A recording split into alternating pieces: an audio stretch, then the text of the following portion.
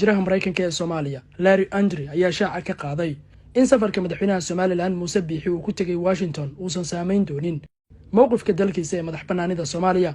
safiirka oo waraysi gaar ah siinaya warshadaha Garowe Online ayaa gaashaanka ku dhuftay in Biixi uusan Washington ku tagin casuumaad rasmi ah, isagoo yiri Washington wuxuu u tagay danihiisa. isagoo sii hadlayay sargaalkan ayuu sheegay in kastoo Washington ay xushmaynayso guulaha Somaliland laakiin wali ay ula macaamilaan sida maamulada kale ee Soomaaliya. waxaan xushmaynaynaa buu yiri guulaha gobolka Somaliland marka ay noqoto maamulka dimuqraadiyadda, horumarka dhaqaalaha iyo ammaanka. waxaan mas'uuliyiinta Somaliland kala shaqeynaa hadafyada aan wadaagno si la mid ah sidaan uga shaqeyno maamulada kale ee federaalka. safiirku wuxuu mar kale adkeeyay midnimada Soomaaliya iyo sida Mareykanka ay uga go'an tahay. dowladda Mareykanku waxay aqoonsan tahay buu yiri madaxbannaanida iyo sharafta dhuleed ee Jamhuuriyadda Federaalka Soomaaliya ee xuduudaha taariikhiga ah oo ay ku jirto Somaliland. waxaan su'aasha maqaamka Somaliland u aragnaa arrin u taalla shacabka Soomaaliyeed. mar la weydiiyay arrinta maqaamka Somaliland iyo sida ay u arkaan madaxbannaanidooda ayuu yiri waxaan su'aasha maqaamka Somaliland u aragnaa arrin u taalla shacabka Soomaaliyeed oo ay ku jirto Somaliland inay go'aan ka gaaraan.